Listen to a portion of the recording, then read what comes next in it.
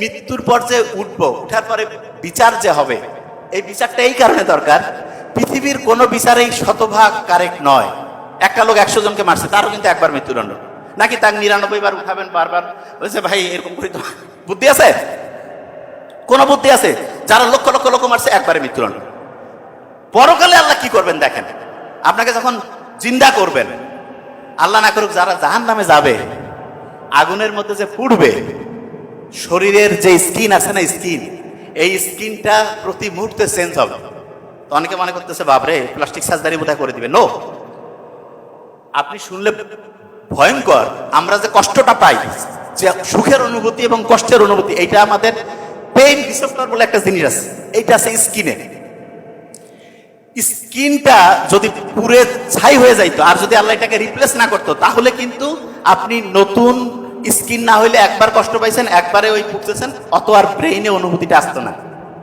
আল্লাহ জাহান্নামে যারা যাবে, আল্লাহ আমাদের রক্ষা করো এখান থেকে, তাদের স্কিনটা প্রতি মুহূর্তে চেঞ্জ করবে, নতুন স্কিন। মানে আপনি চিন্তা করেন, একজনকে আমি লাঠি দিয়ে যদি এখন পায়ের মধ্যে আঘাত করি, একটু লাগবে। ঠান্ডায় যদি আঘাত করি, বেশি লাগবে না?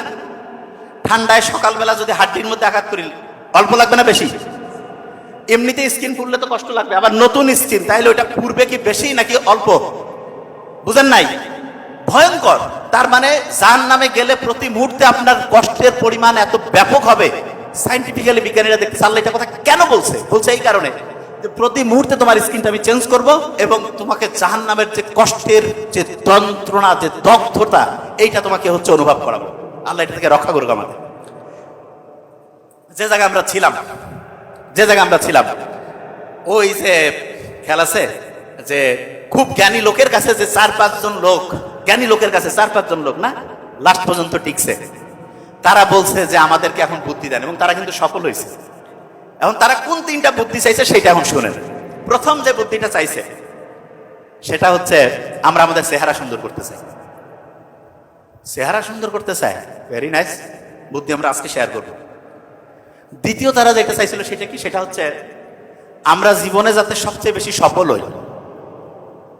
তৃতীয় যেটা চাইছে, ধরবো এখান থেকে কিন্তু লাস্ট বেঞ্চ, তৃতীয় তারা চাইছে যে আমরা এর পরের যে জীবনটা আছে, এই জীবনটা আমাদের যে ওই যে রুহু আত্মা, ওই সময়ও জ্ঞান ছিল যে না, ওরাও মূর্খ ছিল না, শিক্ষিতই ছিল বলা যায় 3000 বছর আগে, ওইটা যাতে সুখে থাকে, শান্তিতে থাকে।